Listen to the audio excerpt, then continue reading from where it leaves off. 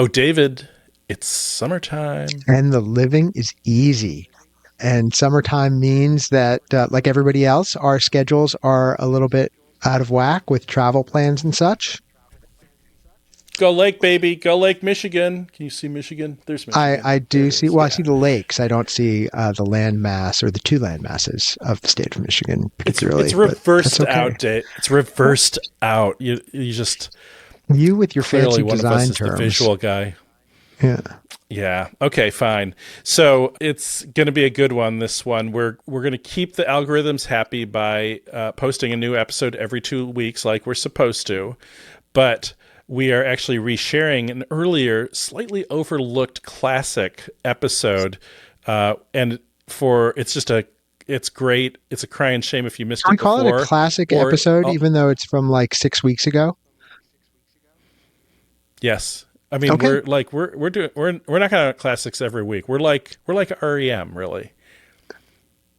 They're not. They're We're the not all. REM of podcasting. They're all with good. They're slightly all lower like, they're all listening good. numbers. The floor is high, but you can't hit the ceiling every time. That's right. So we're blaming our headline writing from the earlier episode for its slightly lower totals than we thought it deserved, because we think it's one of our very favorite episodes. So tell us about it, David. So this is the episode where we talked with Daily Show head writer Daniel Radosh, your old college buddy. We started off having a chat about that moment of discovering something that you love for the very first time and having it kind of change your worldview a little bit. And separated at birth. And a little separated at birth. Then we bring Daniel in and we talk about his starting his career at Spy Magazine, which for you and me and lots of other smart people of our generation was an absolute touchstone. Speak for yourself on that. And then, no, I'm including you among smart people, Dave. I'm generous that way. But now you've thrown me off my game. But the next part was where we talked with him, of course, about moving to The Daily Show, where he has spent years and years and won Emmys and worked with Jon Stewart and Trevor Noah and everybody else. And that is even a bigger cultural touchstone for a larger pool even of Generation Xers. And it's a great conversation. Funny There's some stuff. diarrhea humor that gets mixed in there, which you can't beat that. And his 6-part plan for breaking Jon Stewart. That's right. That's right. And you can learn the 6-part plan for breaking Jon Stewart on this episode. We're breaking. You could news learn here. it, but you probably can't do it yourself. You probably don't have the opportunity to do it yourself, but you could apply it to people in your own circle of friends and coworkers. Only one person can be like the senior writer, and that is Daniel and not us. That's right. So, that is the episode. At any rate, if you missed it the first time, now's your chance to listen to it. If you heard it the first time, now you can listen again and laugh even harder. Yes, and even better, you can share this with your friends, your loved ones, the people you know in the world of comedy, or the people you know who just need a laugh. And should they skywrite, Dave? You should always skywrite. That is my love language. Okay, well then, if people want to tell you they love you, they need to hire an airplane. Otherwise, enjoy your summer, enjoy the show, and we'll be back in another 2 weeks. Nobody loves me, David. Nobody loves me. Everybody loves you, Dave. All right. Happy summers. We'll be back in 2 weeks, but enjoy this classic.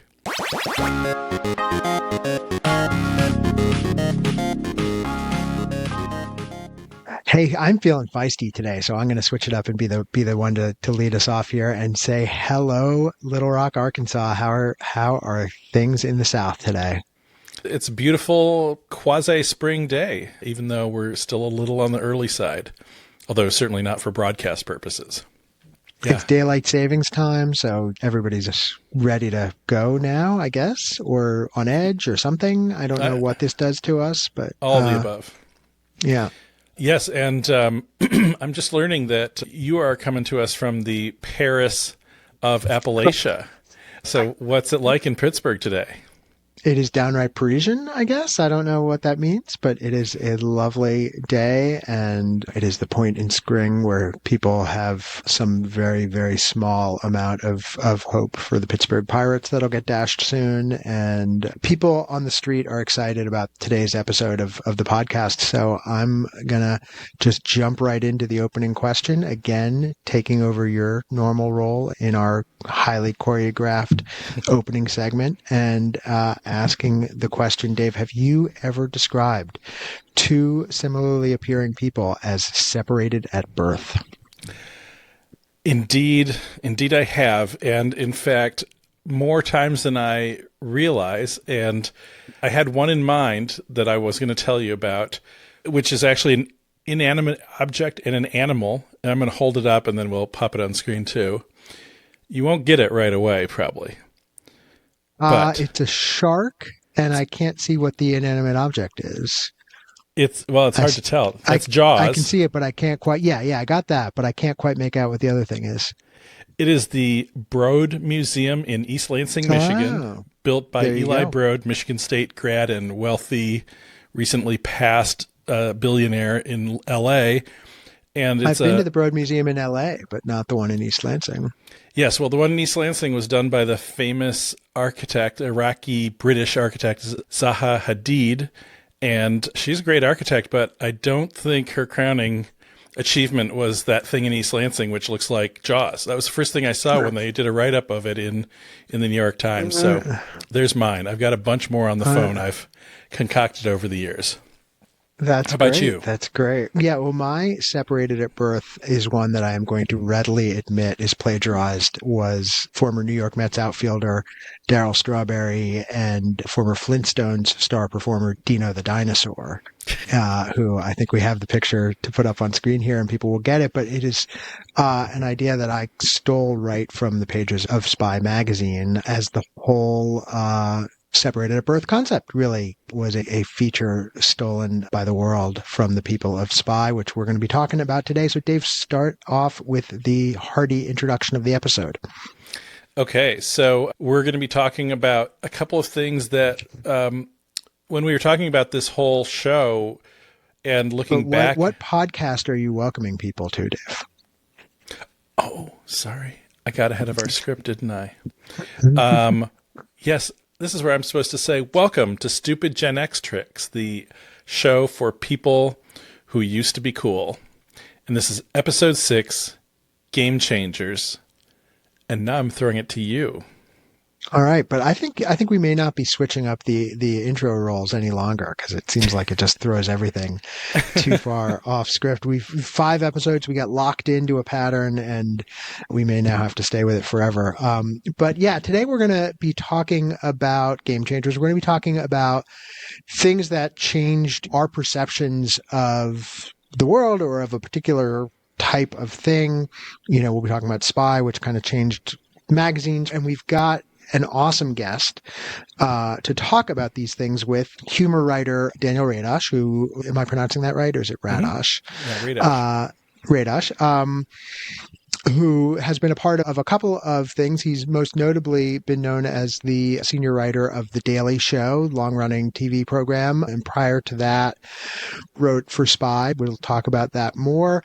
But Dave, do you remember a moment when something really just hit you and said, this is different, this changes the way I think about this thing, this changes the game, as it were? Yeah, I mean, really, the best example of that for me is Spy Magazine. It was just an extraordinary publication, its humor and its style. But since we're going to be talking a lot more about that, the other one I was going to mention, which might also seem a little counterintuitive, is Bill Clinton, his candidacy. Mm-hmm. And of course, I always feel compelled to support, did not initially support. I did. I worked against him before I worked for him. But the part of it that I feel I can claim for real is that and it came after I was on the campaign. So it wasn't like I saw Bill Clinton and the world changed. I saw Bill Clinton. He delivered a really long speech in 1988. That was my introduction to him. That was too long and considered a flop. So the idea that he was this generational candidate that was going to change the world was not on my mind, particularly when I was working for another candidate against him. But here's where it changed, is that about 3 weeks left in the election, where we were both in Little Rock together, and I had this realization, which was, we can win. We're going to win. And I had just as a function of the years I was born and raised, I was not even aware that Jimmy Carter... We didn't do a lot of winning. Yeah. We didn't win. Democrats would win other offices, but Democrats did not win the White House. And so that was it. That was the game changer. It's like, oh my gosh, we've done it. We're going to do it. We're going to change things.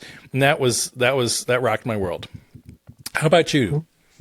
I have one that now seems trivial in comparison, so thank you, Dave, for that. But I have this vivid memory of the afternoon of my senior prom. I was in my house upstairs getting dressed, whatever I was doing, shaving, putting on the cool white tie and tails that I wore because I was that kid. My brother had just come home. I think he might have just come home that day from his freshman year at college and was like setting up his stereo and whatever, and was like, "This, you got to listen. You're going to really like this record." And he puts on this record. It is a band called the Violent Femmes, who perhaps you've heard of.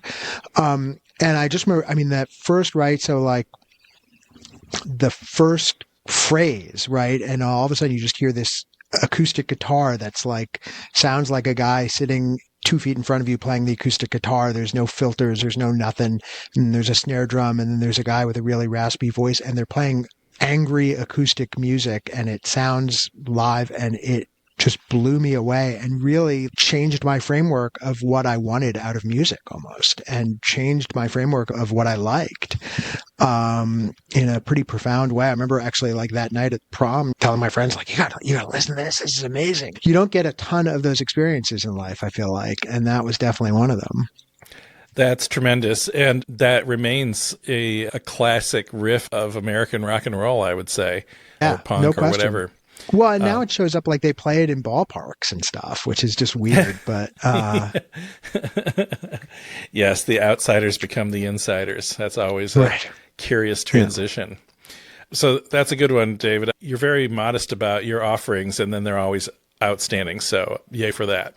So just want to remind all of our millions of listeners, or something leading towards that, to like and subscribe and share. These are the early days where we sweatily check things and think, oh, we need some more. So we need your help. We really do.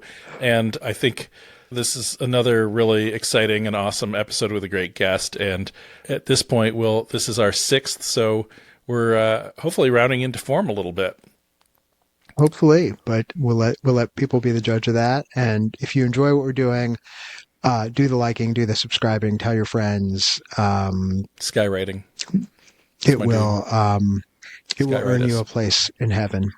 Smoke signals. Should we do some smoke signals? Anything you got. Cats dragging signs. Yeah. Make a cat video about us. Whatever. We'll take it. Okay. That could work. Yeah. Okay, we will be right back with our celebrity guest, Daniel Radosh. Well, welcome back.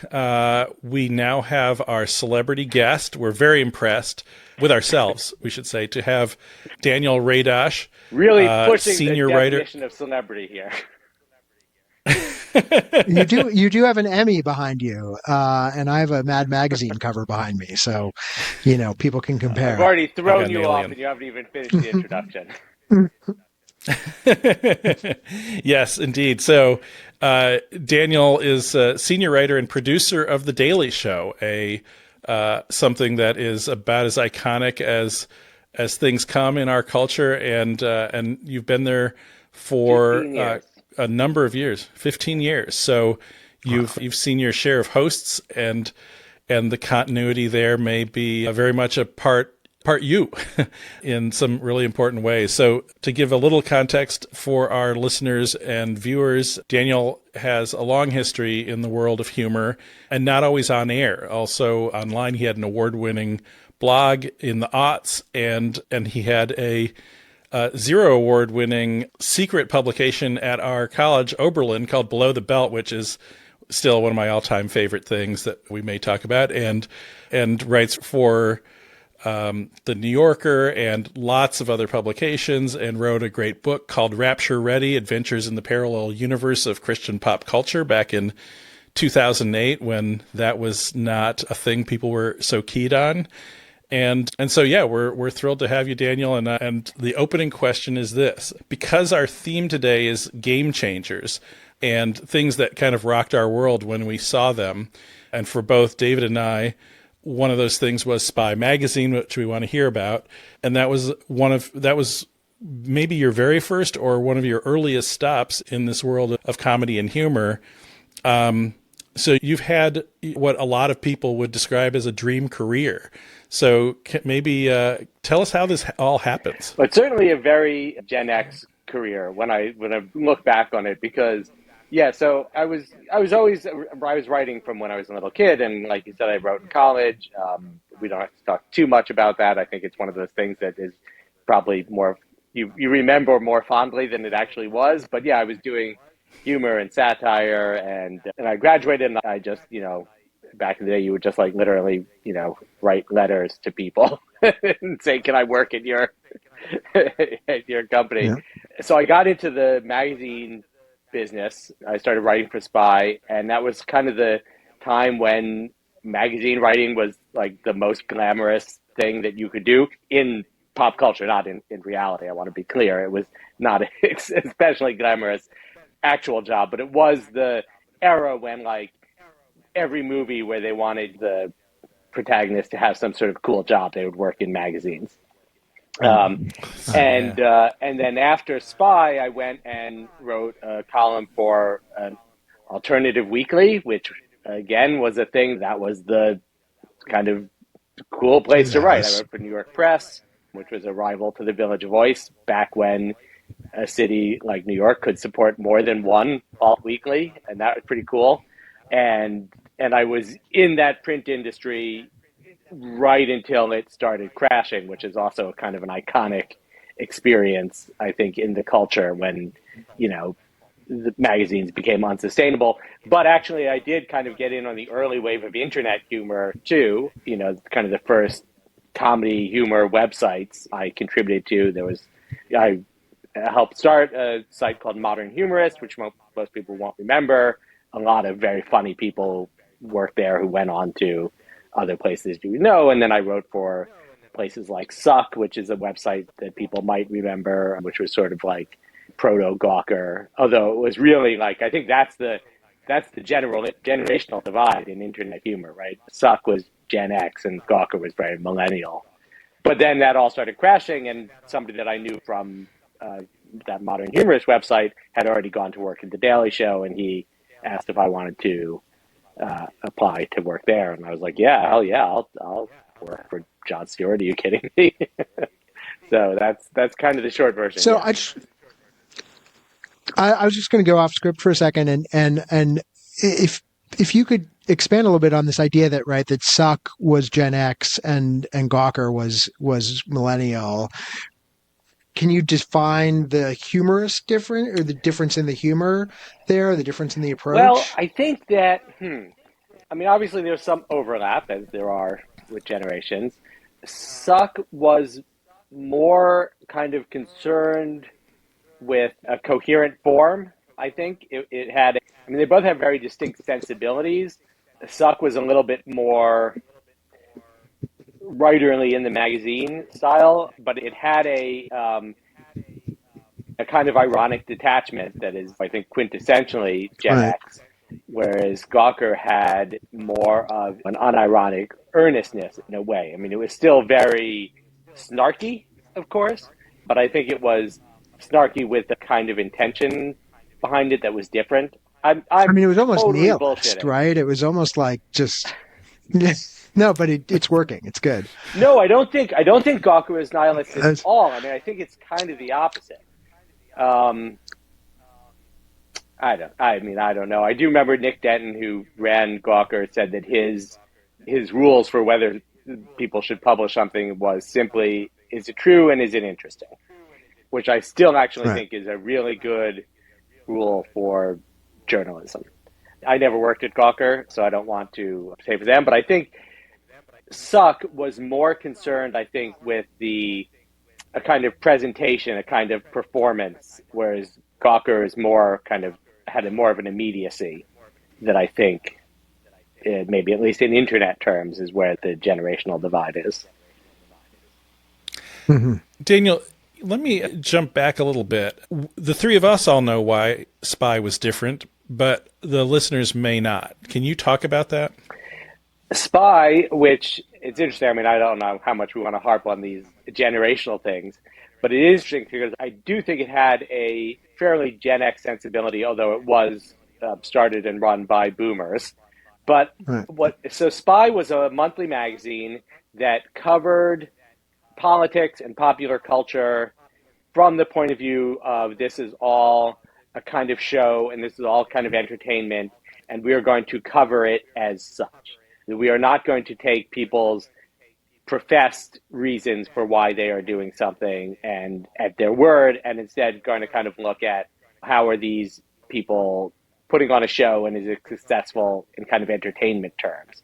And again, it's that sort of level of irony that we are almost everything that we did was in air quotes, including there was a big Spy magazine cover that was about how everything is ironic now, and it was kind of breaking that down. Spy was an example of that. It was this era where, I'm not quite answering your question here because in terms of like form and function, Spy was changed everything. And magazine publishing was completely different before and after Spy.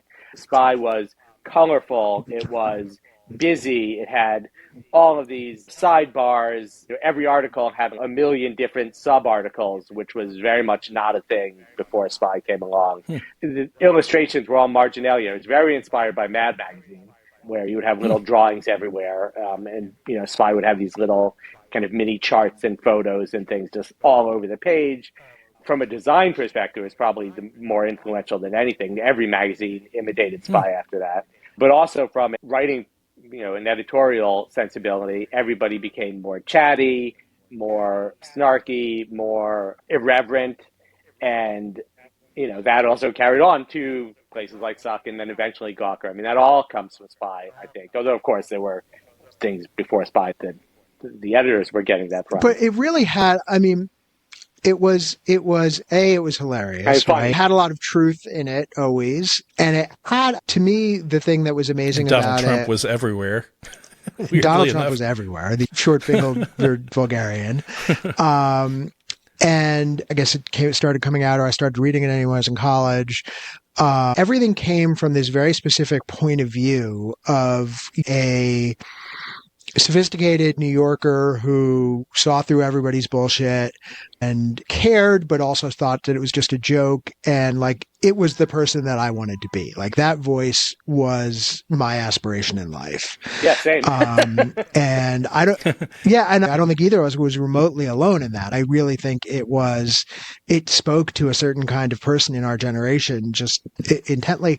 How aware were you when you're in the inside of that, like that's going on and that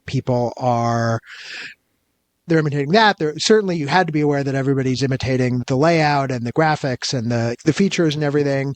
How conscious are people of it, and how much does it affect the work And same to for know Daily that Show, people for that are matter. imitating? Yeah, I mean, it certainly was more true later of the Daily Show, only because Spy was very influential, but it was not actually very popular. I mean, it never really did well in the terms that magazine publishers want a magazine to do well, right? It never, I shouldn't say never, because there were some reasons why it didn't make money that had to do with advertisers.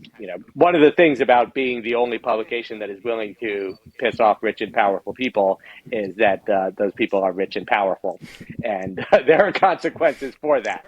So growth of Spy was limited in a way that its influence was not. So I think the reason that I didn't experience that from the inside is that every day I would be making phone calls saying I'm calling from Spy Magazine, and then I would have to explain what Spy Magazine was. So there was never a sense of like we are the red hot center of the universe. Although in certain circles, I was aware that it was like it had a real cult following. I would definitely say that. And I think one of the things I think in terms of sensibility, because you mentioned about it being funny, but also taking things seriously, I think one of the things that it captured that the Daily Show also captured, especially in the early days, was, those of us who grew up on David Letterman, which is kind of an antecedent of both of these things, that ironic detachment, that idea of we don't really care about anything was like the cool pose. But of course, we all did care about stuff. And so what Spy and the Daily Show both managed to do, the needle they managed to thread, was how to care deeply about something while seeming not to. I don't know if that's a good thing or a bad thing, but I definitely think that that's kind of what the attitude was, that it was like, this is all really important to us, but we're not going to take it too seriously. It was kind of the general through line of that and kind of the other work that I did as well. That's great, Daniel. So talk a little bit about like inspirations. You mentioned Letterman, but when you were coming up and getting into the humor and comedy world, although like when we knew each other earlier, when we were younger, you weren't an aspiring comedy guy. You were funny, but yeah, just talk about inspirations. I mean, I wasn't a comedy person, and I still barely think of myself as a comedy person, even though I've been writing for a comedy show for 15 years. But certainly starting out, I thought of myself as a writer and a journalist, which I was. But I always wanted to do it in a funny way. And that's also kind of what made Spy unique, was that it was not a humor magazine in the sense of even something like Private Eye, which is one of its British magazines, been around forever, which is one of its most immediate influences, had more kind of fictionalized stuff. Whereas Spy, the mandate was always, this is journalism, but in a funny way. I was, like probably all of us, I was always enmeshed in that sort of weird, ironic, Pee Wee Herman, David Letterman, Calvin and Hobbes, like all this stuff that, even The Simpsons in the early days, right? It was like, what is this? It all felt like a very weird and new way of engaging in the world. All these things that were kind of a little bit off and a little bit twisted. The Far Side. Yeah, the Far Side, exactly. Yeah. I mean, those were like huge influences on my sensibility, but I never thought of myself as like, I'm going to like do funny things like that. I just thought I'm going to do writing and journalism and reporting. So all that stuff had just seeped so deeply into my being that I kind of couldn't not write all that stuff into what I was doing. So talk about, just favorite things of yours, either from the Spy years or from the late Daily Show years, just things that you feel really proud of that were fun to do. I mean, the truth is, especially with the Daily Show stuff, when I'm writing, when I'm working every day on the shows, like I cannot remember from one day to the next what I worked on. None of us can. People will say to me, "Oh, I love that thing you did this week," and I will be like, "Yeah, I'll take your word for it that we did that." I guess there are a few kind of specific things that I contributed to in the kind of early days that still stick with me, just because, on a personal level, like when you're starting out working for someone like Jon Stewart and you were able to make him break on camera with the joke that you wrote, like that's pretty good. Yeah. So I definitely remember one of those was a thing about how people were paying, and this is the kind of thing that like still kind of relevant, all the more so, but people were hiring Chelsea Clinton to do speaking engagements. And, they were all, it was a joke about like, we know that like you don't really want Chelsea Clinton to come and speak about, and it was about treating diarrhea in third world countries. So it was a combination of like this perfectly serious political point that we were trying to make about people are funneling money into the Clinton family in hope of gaining influence with the pretense of that they want to hear Chelsea Clinton talk about diarrhea, which is actually a really good political point, but just filled with diarrhea jokes that were, my thing was about the Q&A after was really what people were paying for, because it was Miss Clinton. Some people think it's funny, but isn't it really green and runny? Diarrhea? And it was just this whole riff on diarrhea. And he just kept going and going and getting more and more laughs until he had completely broken down. And then at the end, he turns and says, but seriously, diarrhea kills over 1 million children every year. And then there's a thing on the bottom about how to donate money to people. That's great. That's that perfect. Is one of my favorite early contributions to the Daily Show. Yeah.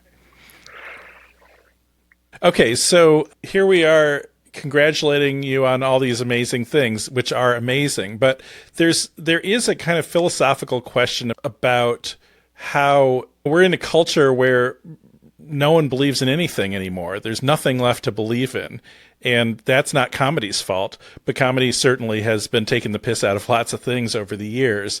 Do you think that there's any kind of disservice to the culture by cutting down on people's ability to believe in anything? Sure, in hindsight, it looks that way. No, but I don't actually know. I mean, here's the thing. You get all sorts of criticisms about comedy. First of all, when you are in the day-to-day mix of doing it, you don't think about that stuff as much as people outside of it do. We're just trying to make people laugh, and we really are. But obviously, I've seen people say, oh, the Daily Show is the reason that Donald Trump won, or before that Republicans won, that people learn that they don't have to care about anything, so they don't have to choose one side over the other. At the same time, you hear people saying that, the Daily Show is the reason that, Barack Obama got elected, that,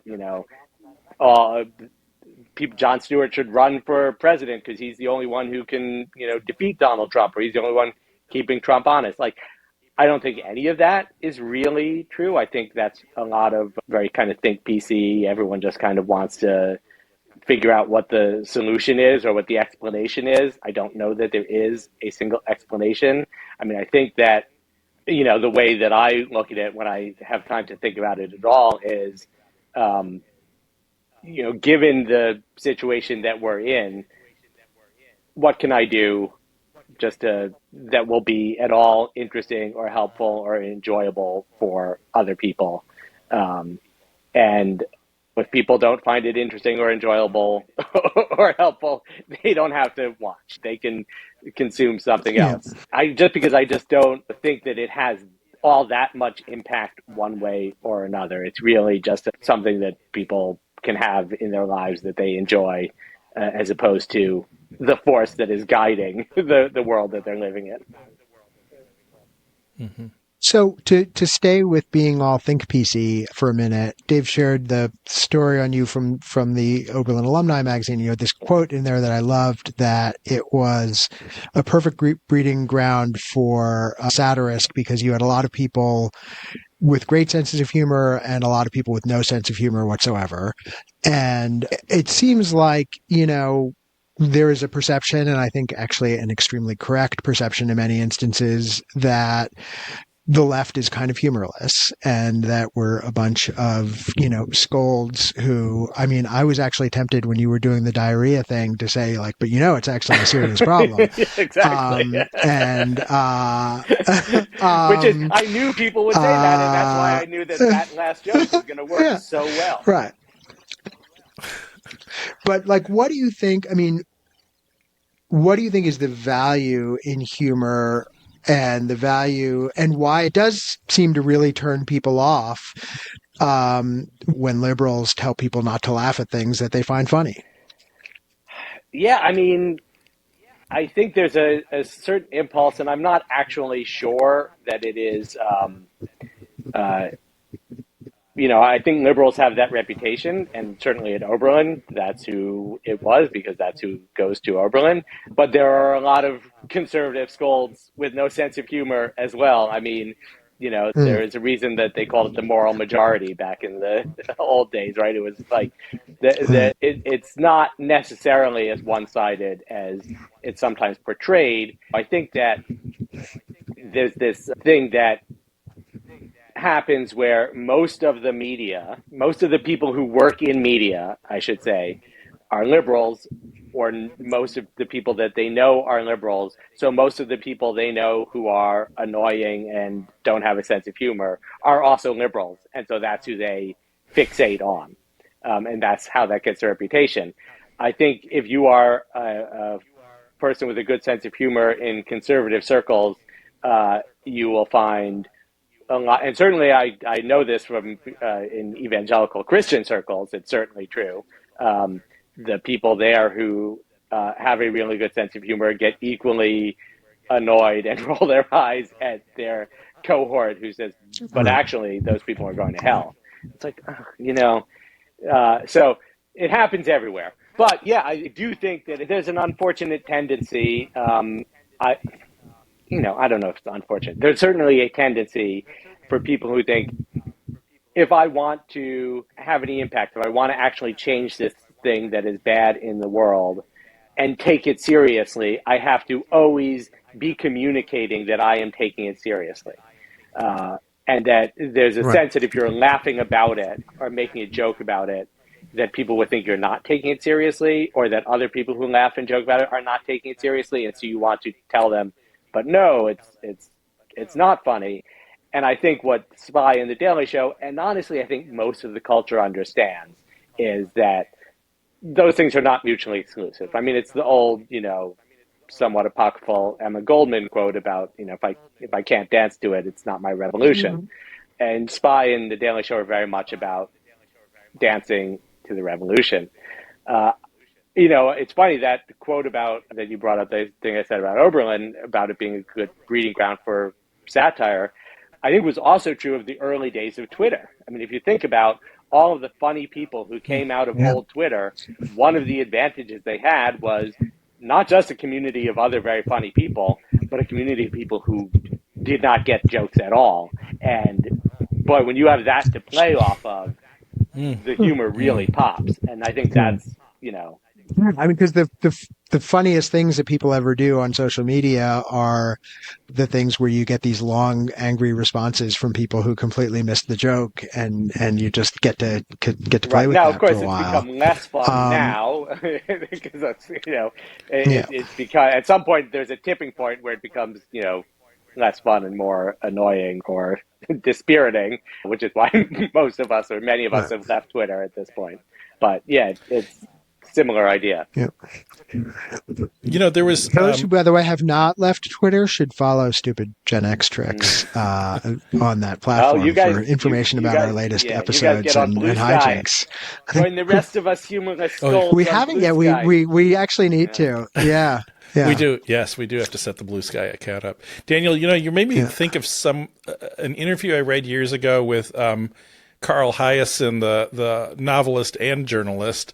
I believe he was on 60 Minutes at one point, and he's written some great stuff. I think the most pop culture relevant thing right now is Bad Monkey. I think it was a kind of a hit on the new TV show, right? Yeah, Apple Plus. Was great. I read the book. With Vince Vaughn.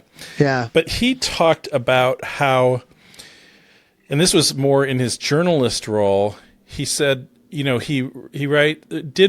probably still writes for the Miami Herald, and he was talking about how his feeling was that journalists who write, like politicians, are used to earnest coverage of them that's like shaking fingers and saying, "Oh no, you're bad, you did wrong." And they're totally ready for that.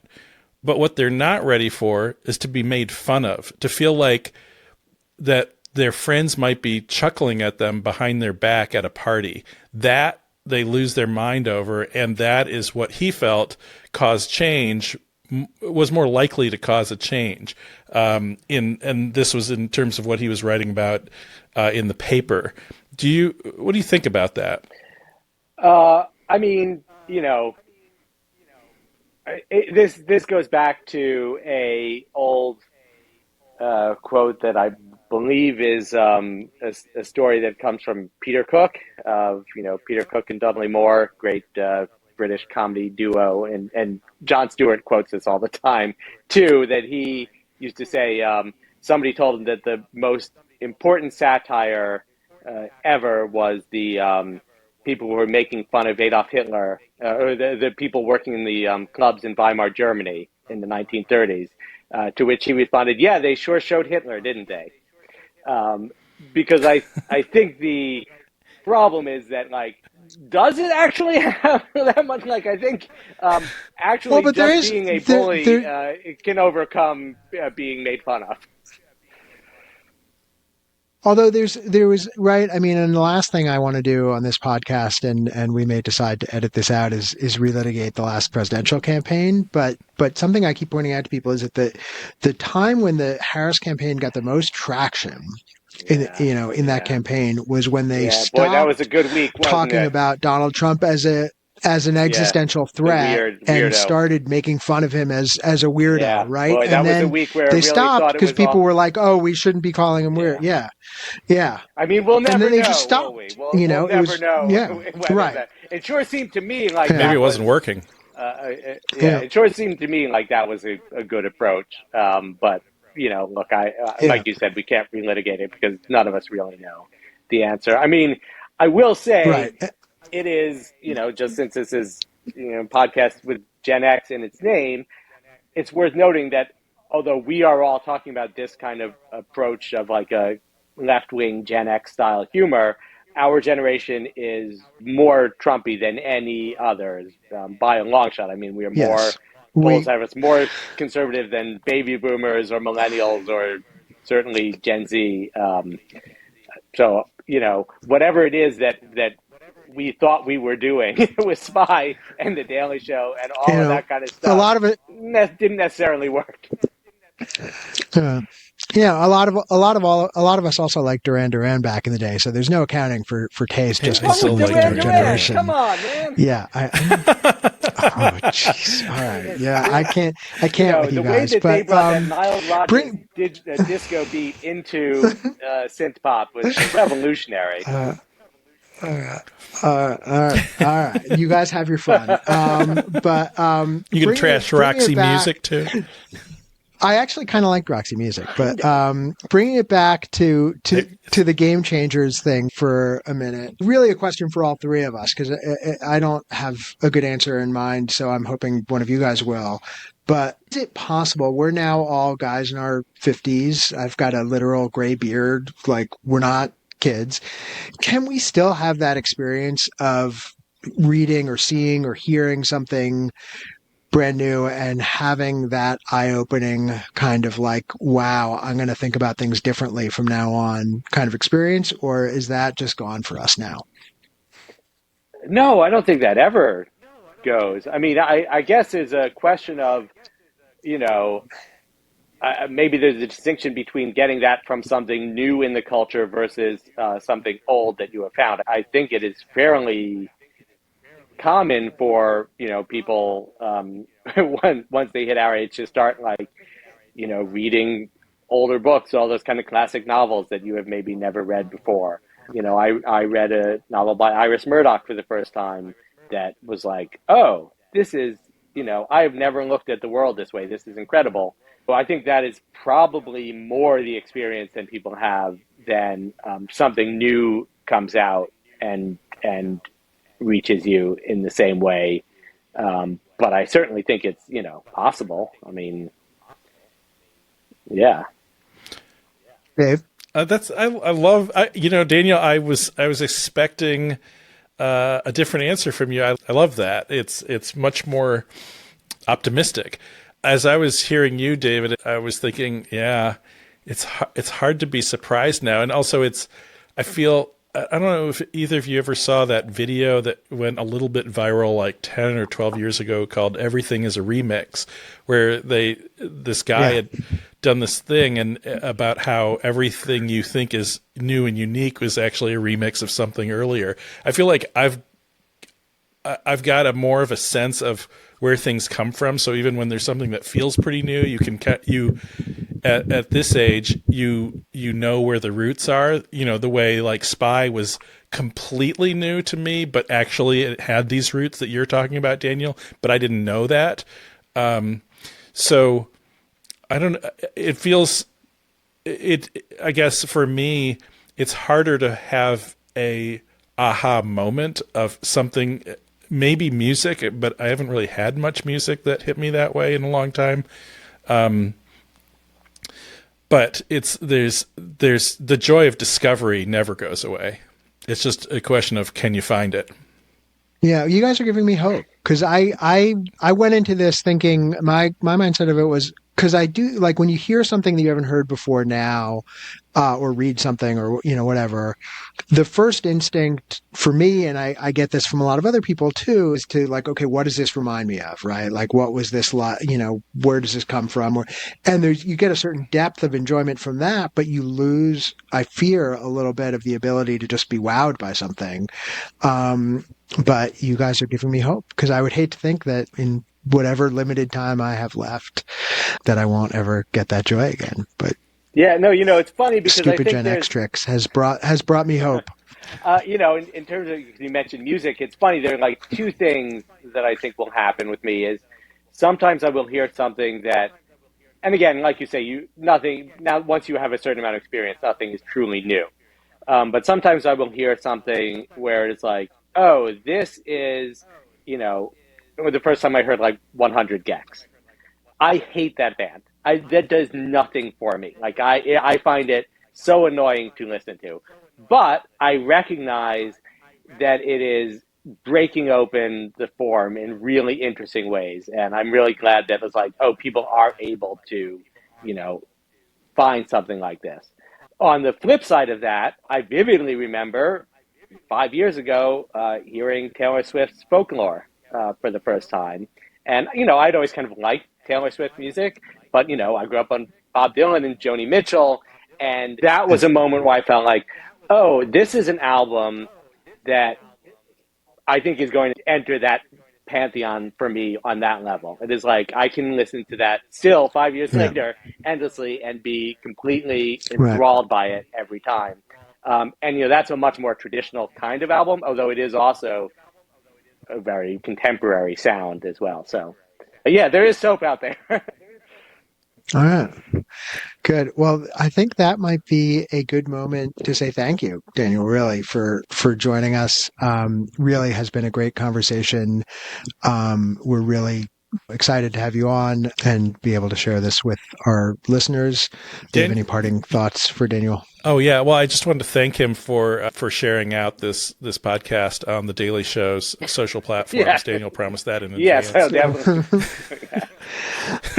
I'll put it on my Blue Sky account, and you'll get 10 new. Well, I shouldn't even. You'll get 10 new people finding out about it. Maybe one of them will listen. So.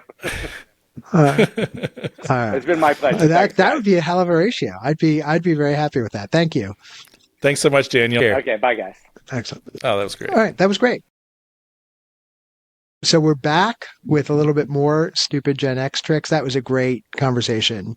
And I mean, I think the key phrase for me that he used is ironic detachment, right? And that is sort of the pose that we've all spent most of our time for the last 40 years embracing and absorbing. Is it but is it a pose, or like, I feel like it's baked. I can't get rid of it. It's baked. You can't get rid of it. And to some extent, I would like to get rid of it, to be honest, because I think, earnestness being a little needs bit to make a comeback. I think earnestness needs to make a little bit of a comeback in this day and age. But ironic detachment is both more fun and easier in many ways. Yeah. Cynicism is a cheap shortcut, isn't it? It is. All right. Speaking of which, it's wormhole time. Yes. Really? Wormholes? No. Wormholes are in fact hopeful things, I think. Not always, but. All right. You won't say that anymore after you hear mine. But just to remind the audience, the Wormholes segment is our little end of the podcast thing where each of us shares in prime middle-aged dad mode some interesting thing that we have learned about this week that we want to share with people, even if they're not interested in hearing it. And who did we designate to go first? Me. I'm first. Okay, go for it. Go. Okay, so the Wayback Machine is my wormhole of the week, and that's a knowing shake of the head. I think you know what it. You know what it is? It wasn't a shake. It was an approving shake of the head. Outstanding. And not the Wayback Machine from whatever the Rocky and Bullwinkle. I mean the internet one. So yes, I was approving of the Rocky and Bullwinkle one, although the internet one is good too. Yes. Yeah. Okay. So I should have quit while I was ahead. Well, the Wayback Machine was a thing that appeared on Rocky and Bullwinkle, but also it is a internet archive begun by two guys in the mid 90s, Brewster Kahle, I think is his name, and Bruce Gilliatt. So kind of like us, they both have sort of the same name. And it is an archive of every single website that ever existed, as best as this thing can do. And for those who have not come across it, if you've got a site that you're wondering about what it was like 2 weeks ago, 2 years ago, 20 years ago, you can go to the Wayback Machine and look it up. And there's like a calendar, and you can pick a date, and then you can see what was on NBC News on June 1st, 2006. Or in my case, I went back to see if I could find the blog that I started at mtv.com in 1995 as part of the Choose or Lose bus when the word blog hadn't been invented yet, but that's what I was doing. And in fact, I was able to find my road reports, as they were called. That's excellent. And even some of the pictures survived. Will those be going in the show notes? Just, yes, in the same spot all our previous show notes have featured these details that we talk about. Yes, It will be right there. Yeah. But yeah, it's amazing. And as of 2024, the Wayback Machine has archived over 866 billion URLs. And Brewster Kahle is now in the Internet Hall of Fame. And if you want to go back and read my old blog, which nobody will go back and read, or you want to read the day that Clippy had his demise at MSN. Microsoft, yes, from 2001, or Kim.com getting arrested and streaming his own arrest in real time. All those things are there on the Wayback Machine. It's awesome.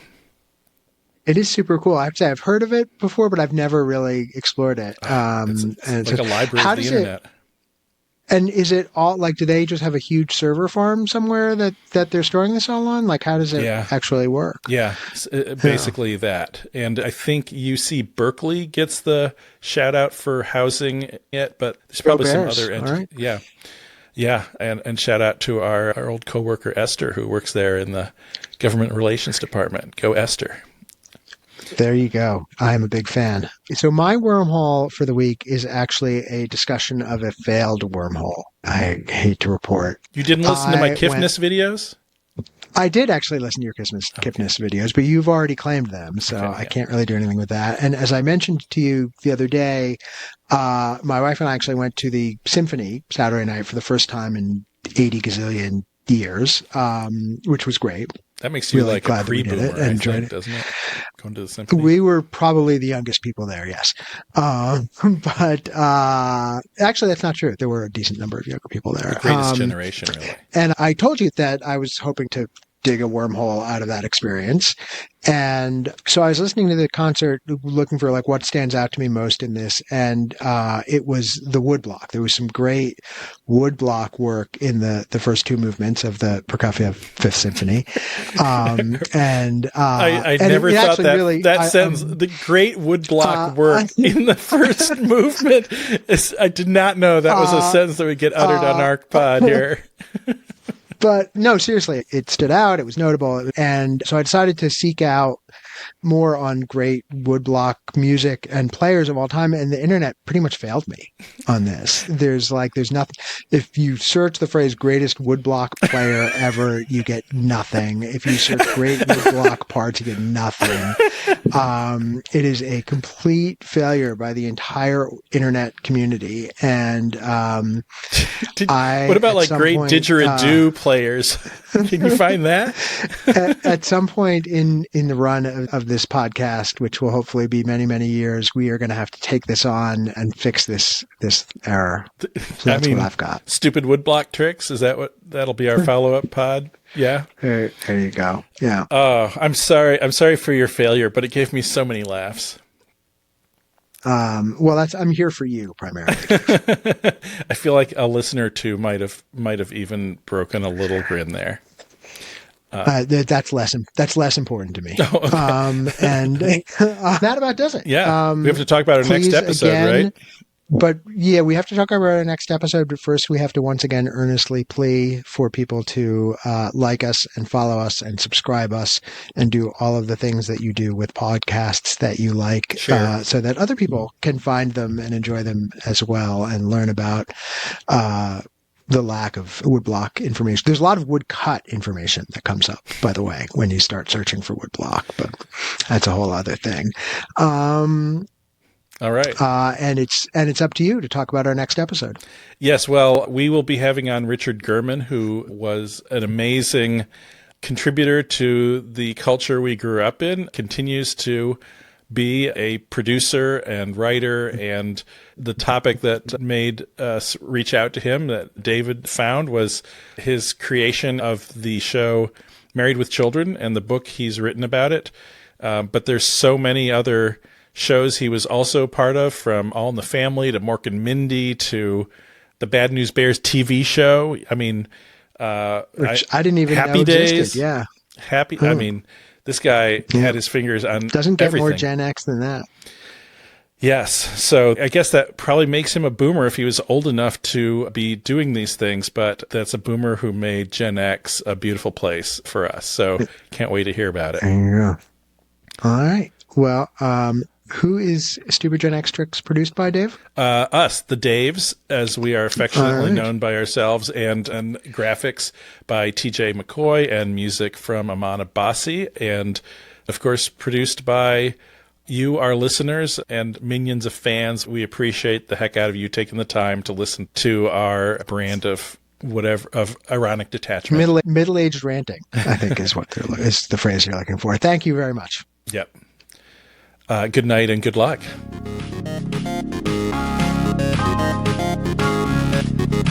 Thank you.